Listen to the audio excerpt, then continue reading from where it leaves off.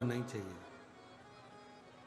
शिव महापुराण में यह भी कहीं नहीं लिखा कि तुम भगवान को 108 या 1008 या 1008 बेलपत्र समर्पित करोगे तो शिव जी प्रसन्न हो जाएंगे। शिव महापुराण की कथा तो यहां तक कहती है, एक बेलपत्र की पत्ती को आप अगर बीच में से, ये एक बड़ी पत्ती, उसके बीच में दो पत्ती और दो पत्ती के बीच में जो गैप है, बीच पत्ती में, इस पत्ती और दो पत्ती के बीच में जो जगह है, अगर आप इस पत्ती को यहां से स्पर्श कर कर, इस पत्ती को यहां से स्पर्श कर कर शंकर भगवान के शिवलिंग पर अगर आप श्री शिवाय नमस्तुभ्यम कहकर, पंचाक्षर मंत्र नमः शिवाय कहकर, षडाक्षर मंत्र ओम नमः शिवाय कहकर यदि शंकर के शिवलिंग पर समर्पित करते हो तो वो 108 बेलपत्र का काम कर जाती है। पकड़ने का स्थान देखिए,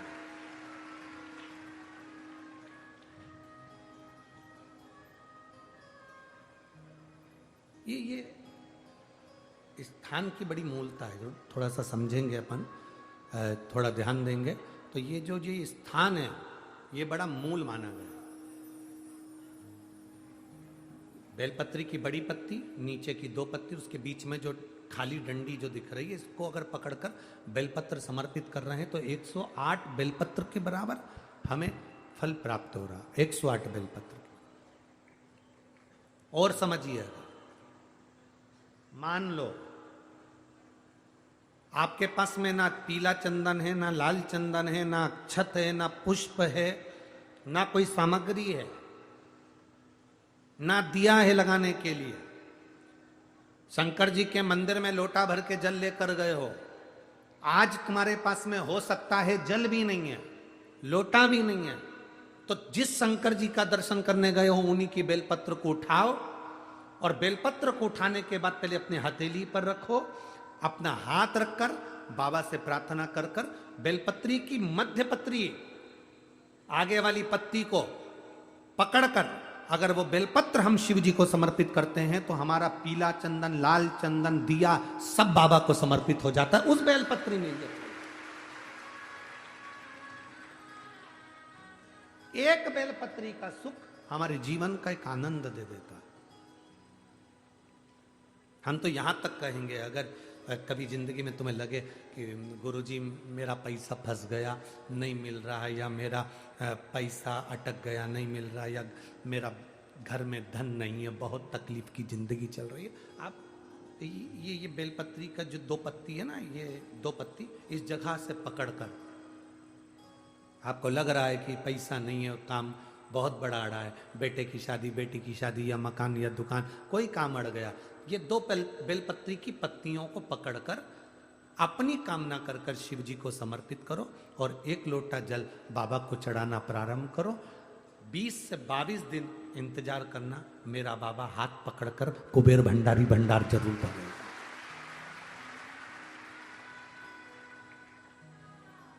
दो पत्ती को पकड़कर, लोग कहते हैं ब्रह्मा विष्णु महेश हैं बेलपत्री में, शिव जी के 3 नेत्र हैं बेलपत्री में, शंकर भगवान के त्रिशूल की 3 कोर है बेलपत्री में। हम कहते हैं अभी थोड़ा आप स्मरण करेंगे, अगर आप शिव महापुराण को अच्छे से पढ़ेंगे तो आपको ज्ञात होगा, कुबेर को धन देने वाले कौन है?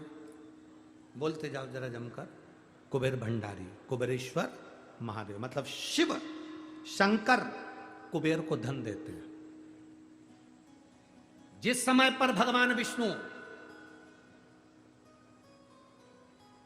संपूर्ण विश्व के कल्याण के कार्य करने लगे, कुछ नहीं हाथ में रहा, तब लक्ष्मी से उन्होंने धन लिया। आपने वहां तिरुपति बालाजी की कथा सुनी होगी, लक्ष्मी से धन लिया।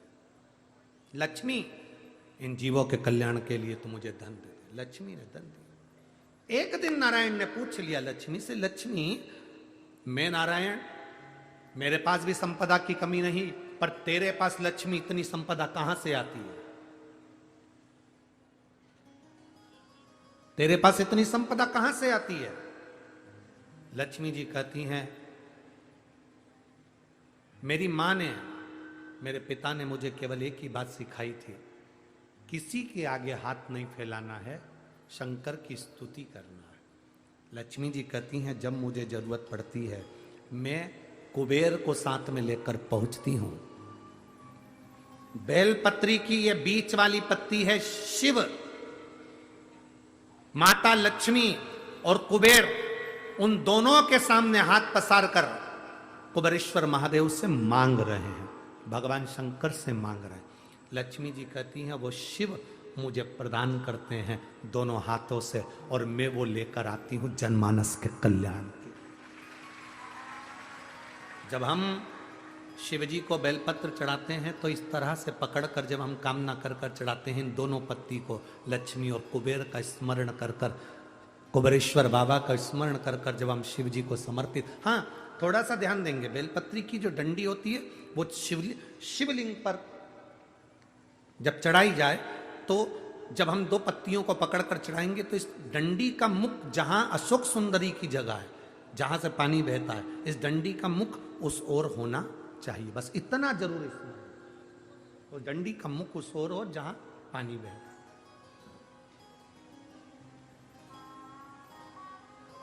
जिस जगह से जल बह रहा हुआ उस ओर।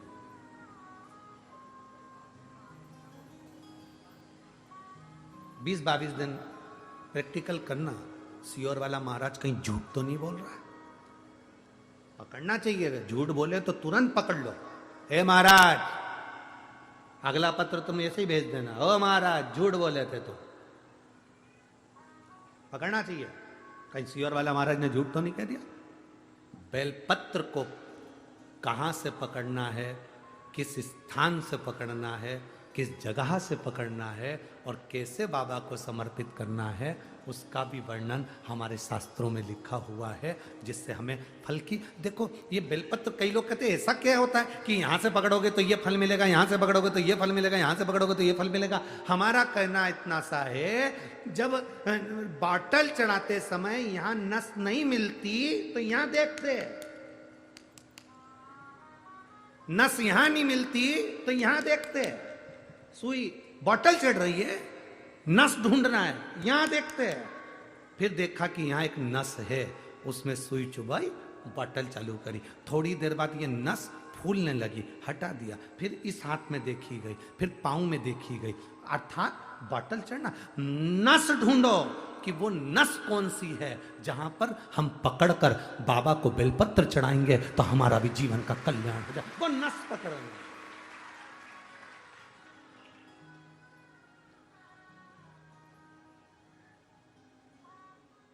पहले के लोगों क्या भगवान की पूजन नहीं करते थे? करते थे।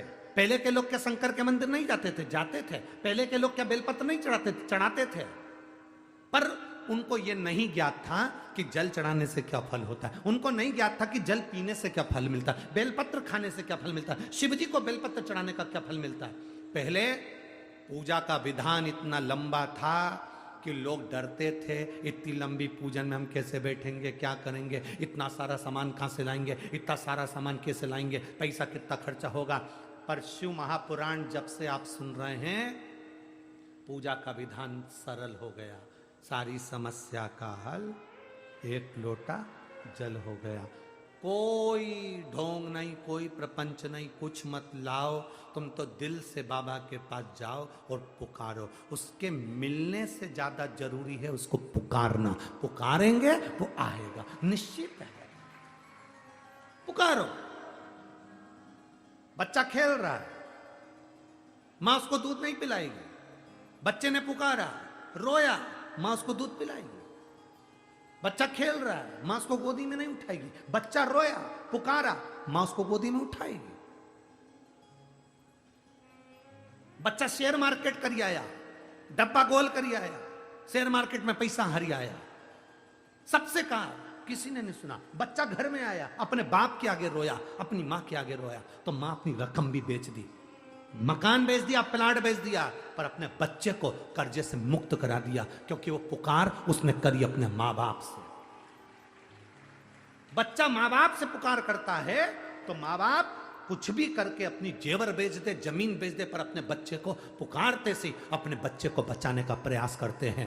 उसी तरह शंकर भगवान मिले ना मिले, तुम उसके दरवाजे पर जाकर पुकारते रहो, वो तुम्हारे दुख काटता रहेगा। पुकारना जरूरी है। तेरे मंदिर में आना मेरा काम है, मेरी बिगड़ी बनाना तेरा काम है। तेरी चौखट पर मैं आ ही गया, मुझे दर्श दिखाना तेरा